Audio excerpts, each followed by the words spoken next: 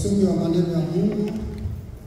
Tunasanga mjini Kuta katika kitabu cha Methali sura 17. Tutasoma shairi ya 17. Tunasoma kwa jina la Bwana wetu Yesu Kristo. Inshuti zikundana ibintu byose kandi umuvandimwe avukira gukura abandi mu makuba.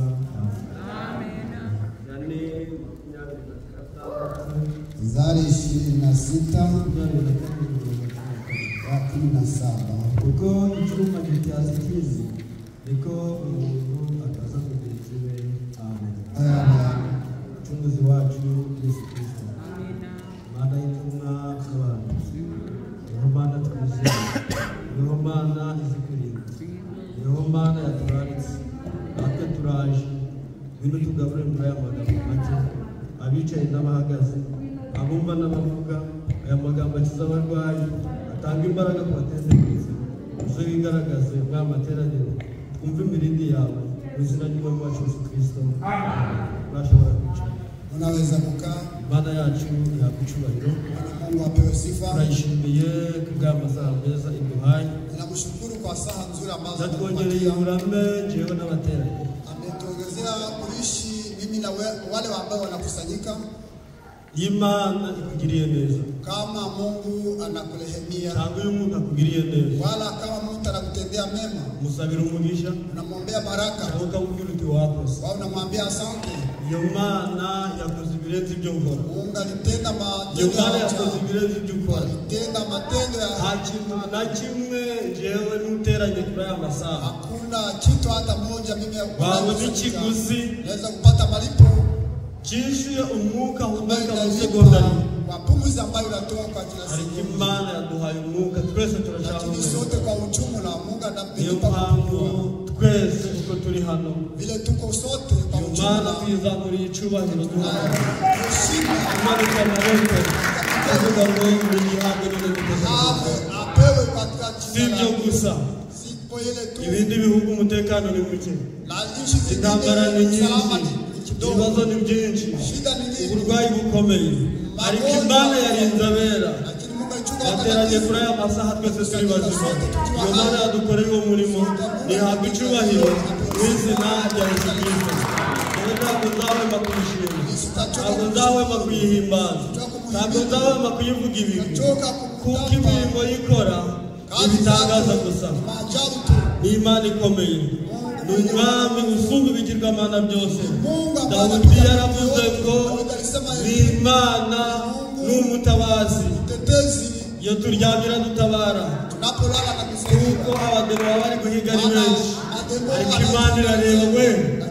Yagera kwa Janvier ikirukana abadayimoni, yagera kwa Didasi ikirukana abadayimoni, yagera kwa Mbizihiwe abadayimoni bagahunga, yagera kwa Gerari abana bagiye kurota nabi, Imana ikamurika amatabaza yayo abadayimoni bagahunga. Iyo Mana twizeye nihabwa icyubahiro mu izina rya Yesu Kristo. Yarinze bene data, yarinze bashiki baje, yarinze abasore n'inkumi. Yitumye tuboneka, yitumye turama, kubera umurimo yakoreye i Karuvari yitumye tuboneka kuri aya masaha. Wongewe nawe tutashobora gukora, wongewe nawe tutabonera inyiturano. Iyo Mana yabikoze yishimye mu izina rya Yesu Kristo. Kuwa mbere w'iminsi 7 twari turi kumwe namwe tuganira amagambo meza agira ati umuntu wese ushaka kubana n'Imana. Twaganiriye amagambo meza, Imana yaratugendereye, Imana yaradutambagije. Twavuye hano twese dufite imitima yemera ko dufite Imana ishobora byose. Dusomye amagambo meza na n'ubundi aboneka mu gitabo cy'imigani, imigani ya Salomo. Usomye igice cya mbere arakubwira ukuntu ari imigani ya Salomo mwene Dawidi, kandi barakubwira ukuntu ari imigani yo kuduhugura, yo kutwigisha, yo kutubwira ibisakuzo by'abanyabwenge, kugira ngo umuntu wese ufite ubwenge mu butumwa, ufite ubwenge bwo kwizera atumye yunguke n'ubundi. Ni imigani ya Dawudi, ni imigani ya Salomo mwene Dawudi. Yari ni imigani uyibaza, ni imigani 3,000. Iyo migani yageretseho n'izindi ndirimbo, burya nta muririmbyi umusumbya kuririmba. Yaririmbye indirimbo ingana n'1,500. Urumva ko yakoze ibintu bikomeye. Imigani 3,000 n'indirimbo 1,500. Ariko kuri uyu murongo tumaje n'undi twasomye twagize ngo natwe uyu mugoroba Imana mbese murabikunze. Imana yashaka icyubahiro w'izina rya Yesu Kristo. Turayishimiye, tunamshukuru kuko ishoboye byose, kwamba ni mweza yote. Turaganira ijambo rigira riti, tutaongea neno la kusema eti inshuti nyanshuti, rafiki wa kweli. Bisobanura neza, unatafsiri mzuri. Rafiki wa kweli, inshuti nyanshuti mbese ni yiyi kwisi hose, ulimwengu popote, no mwijuru, hata mbinguni hari ibyaremwe, kuna maumbile, hari ibizima, hari abakuru 24 kwa 24 no kwisi, hata ulimwenguni tebene data, tunayo watu, dufite bashiki bacu, dufite abaturanyi, dufite abaperezida, dufite abakuru b'intebe, dufite n'abasirikare bakuru b'ingabo. Ndetse n'iyo nshuti yawe turaganira ijambo rigira riti inshuti nyanshuti.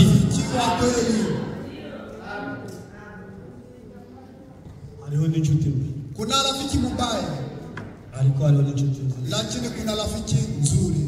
Somero umurongo Freta Mburiza, tusomee shahili hiyo 17 Migani 17 Mezali.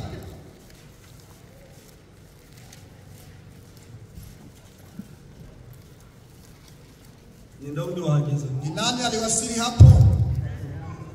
Amen. Inshuti, rafiki, inshuti nyanshuti, rafiki wa kweli, inshuti nyanshuti, rafiki wa kweli, inshuti yakadasohoka, inshuti itakwirengagiza, inshuti gutabara mu bibazo, inshuti zikundana ibihe byose. Inshuti zikundana ibihe byose, kandi umuvandimwe avukira gukura abandi mu makuba. Amen. Yesu abwira abigishwa be ati muri inshuti zacu, mbese nihe inshuti yabasha gupfira mugenzi we nkayo? Inshuti nziza, inshuti nyanshuti ni umwami wacu Yesu Kristo. Izina rye nirihabwa icyubahiro mu izina rya Yesu Kristo. Inshuti zikundana ibihe byose, kandi umuvandimwe avukira gukura abandi mu makuba. Yesu yarambutse amahirwe kuvuka, yewe nawe tubaho, ariko we yemera gukubitwa, yemera gushinyagurirwa kubw'ibyaha byaje no kubw'ibyaha byawe. Amakuba yagombaga kutugeraho nje nawe, Yesu yemera guteseka. Iyo niyo nshuti idahana, iyo niyo nshuti idahemuka. Uyizeye ntabwo azakorwa n'isoni, uyizeye naho yagwa ntabwo azarambarara. Umwami wacu Yesu Kristo niyo nshuti nziza, umwisunge no kutugeza mu ijuru azatugezeyo. Mu burwayi ni inshuti nyanshuti, mu ngorane ni umutabazi, ni inshuti nyanshuti. Uwari ingumba namutabaza aramuha urubyaro, uwari ufite ubukene namutabaza aramutabara. Yavugiye mu kanwa ka Yeremiya ati tabaza nanjye ndagutabara, kandi ntabwo ndagutabara gusa, ndakwereka n'ibikomeye, kandi ibyo bikomeye ndabikwereka kuko nawe ntiwabikora. Iyo niyo nshuti nziza, izina ryayo ni Yesu Kristo. Umwisunge umenye ko ari inshuti nyanshuti. Nawe Gerard, ubutaka bwo muri Amerika arakumarira iki? Gerard ureba ni ikinombe, ntacyo yamara, ahubwo ufite umumaro n'Uwiteka wenyine. mumbashe tumuhimbaze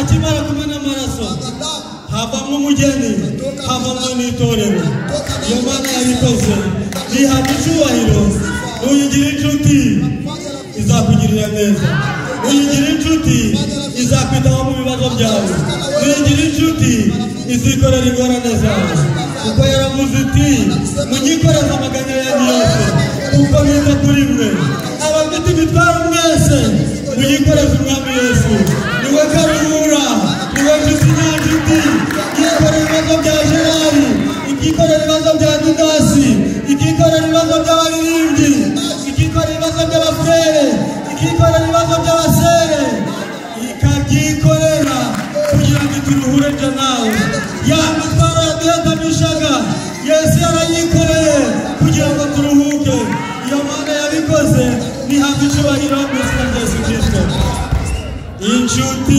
zikundana ibihe byose iyo umuntu yarwaye abagenzi be inshuti ze zo yibwiraga ko ari za hafi zitangira kumucikaho zigatangira kumushinyagurira soma igitabo cya Yobu urebe ukuntu Birudadi urebe ukuntu Zofari urebe inshuti zayo ukuntu zaje kumushinyagurira zimubwira ziti mbese Yobu ntiwabura umunyabyaha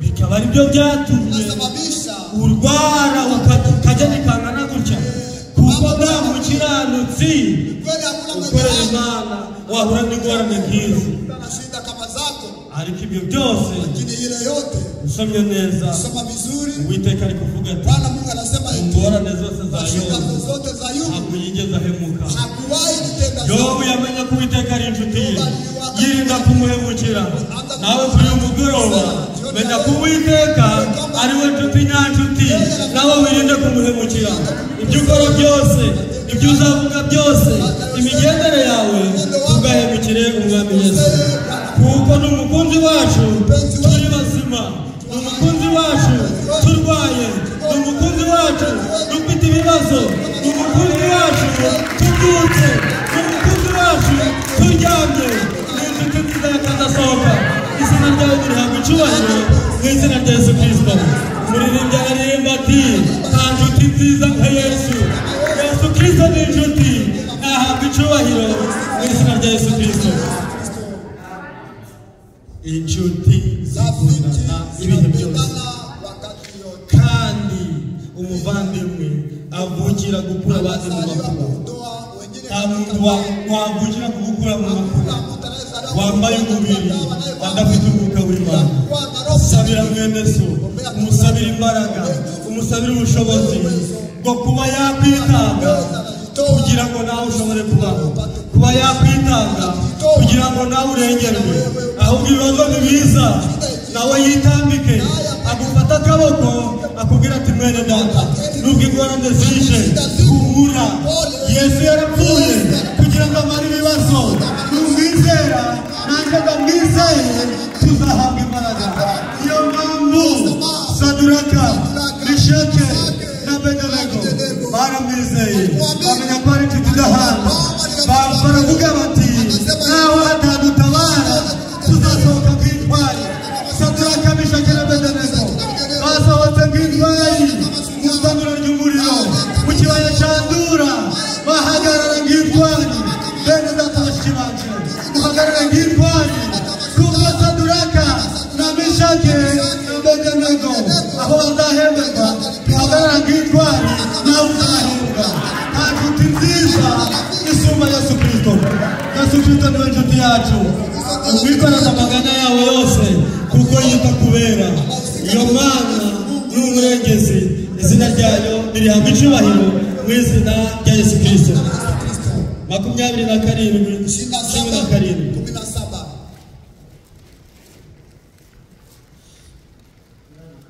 27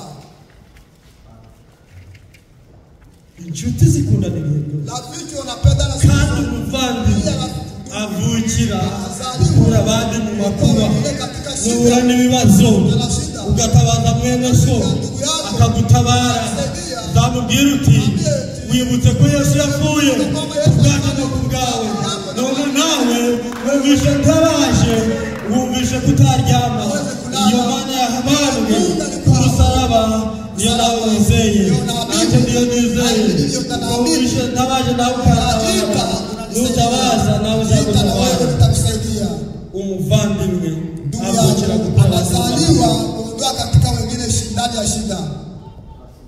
Amen. Amen. Amen. Amen. Uko icyuma gityaza ikindi niko umuntu akaza mugenzi we. Amen. Mwene data ndugu yangu ikiwanje nubona mwene so yagize intege nke wihanganishe mubwira uti komera nyuma y'ubuzima no kubabara tuzabona umunezero nyuma y'uburwayi tuzahabwa gukira nyuma y'urupfu tuzazuka kubera dufite abatemwe dufite abatemwe kwa Yairo abana tubazutse. Oh, Imana ni nziza. Izina ryawe rihabwa icyubahiro mu izina rya Yesu Kristo. Yesu yageze i Betaniya kuko nta yindi nshuti babonye kuko baravuze bati Mwami Yesu umukozi wawe Lazaro burya ararwaye.